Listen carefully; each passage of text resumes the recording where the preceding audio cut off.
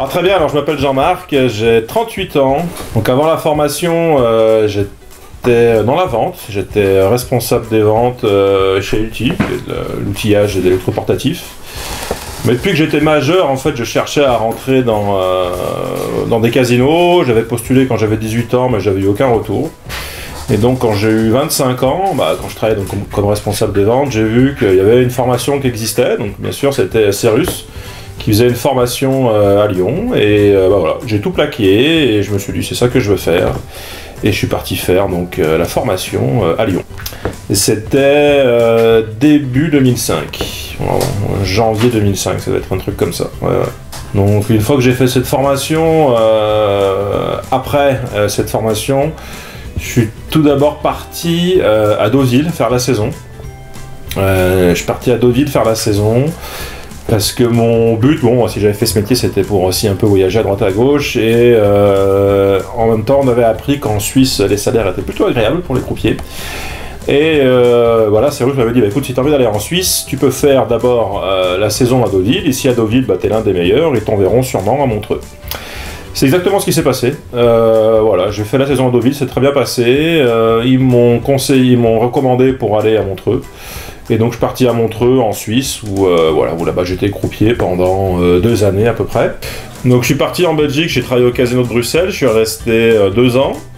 Donc après je suis parti au Maroc. On est parti au Maroc où là au Maroc j'ai commencé à évoluer parce que on était croupier confirmé déjà.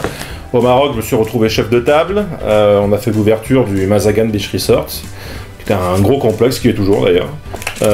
Après le Maroc, là je suis parti à Singapour.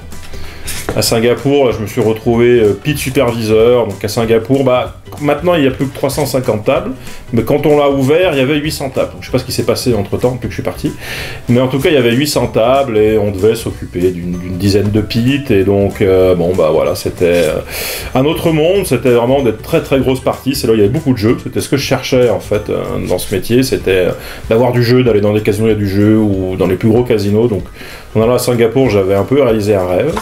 Après Singapour, pendant Singapour, la société Cerus Casino m'a contacté parce qu'ils avaient besoin d'un formateur du coup en Belgique à Namur. Et voilà, j'ai saisi cette opportunité, donc je suis rentré, je suis allé faire une formation, j'étais formateur à Namur jusqu'en 2015 et donc maintenant j'ai une société où je fais de l'audit, on fait qu'est-ce qu'on fait? On fait plein de choses. Voilà.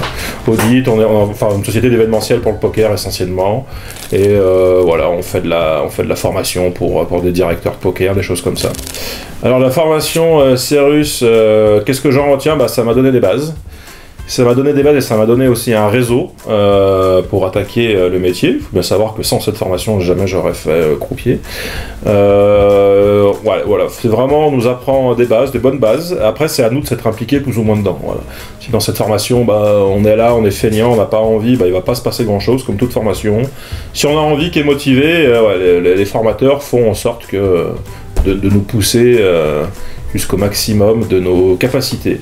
Et on en sort avec un bon bagage, et voilà, ça nous permet de travailler un peu partout, quoi. Alors qu'est-ce qui m'a plu dans ce métier de croupier?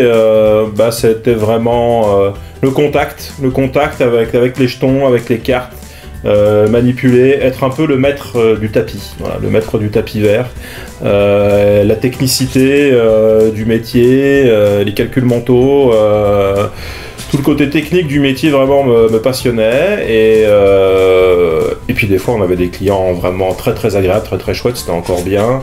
Et puis après quand il y a des hautes mises qui sont jouées, il y a toujours l'adrénaline qui est là, donc ça aussi c'est vraiment quelque chose qui est très chouette dans ce métier.